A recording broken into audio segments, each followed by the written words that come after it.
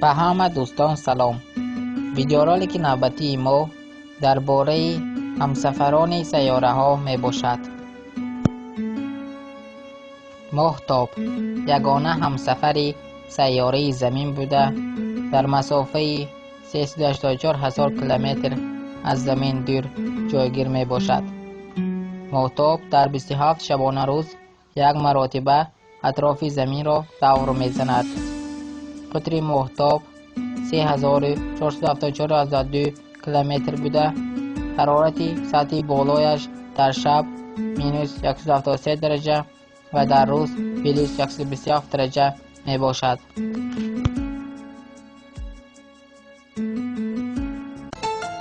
ایو نزدیکترین همسفر سیاره مشتری بوده.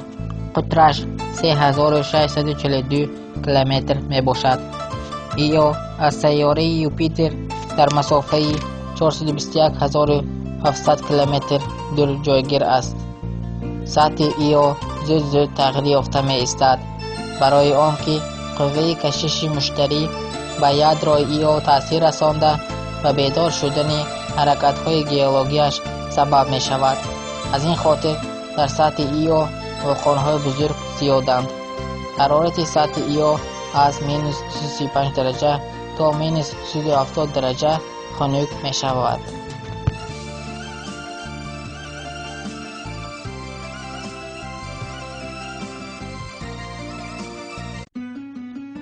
یوروپا یکی از همسفران سیاره مشتری بوده. قطرش 3121.6 کیلومتر می باشد. سطح یوروپا یخپوش بوده. در زیر یخ اقیانوس بزرگ جایگیر است. در یوروپا وولکان‌های یخین موجود است که سبب پیدایشش قوه کشش مشتری می باشد.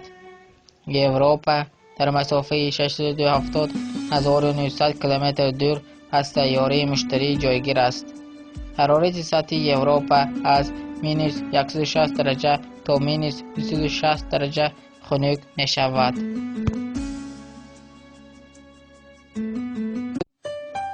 تیتان کلانترین همسفر سیاره زحل بوده. قطرش 5152 کیلومتر می باشد. تیتان دارای اتمسفر غوث است.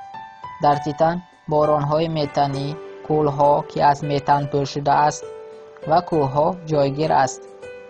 حرارت سطح تیتان مینوس 170 درجه خنک می شود.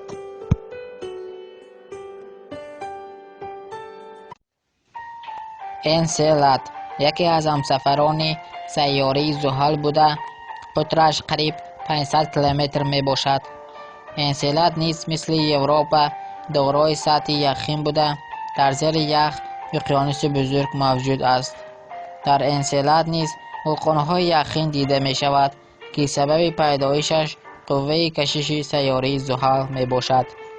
انسلاد در مسافه 37378 کیلومتر دور از سیاره زحل جایگیر است. حرارت سطح انسلاد تا مینوس 200 درجه خنک می شود.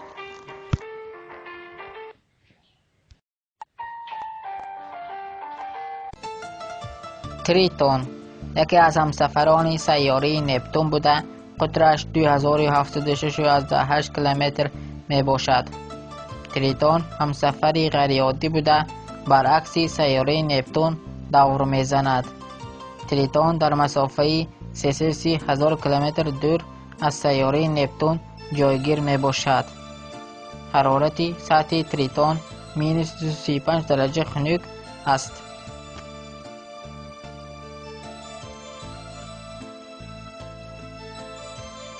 این بود یکچند معلومات درباره همسفران سیاره ها.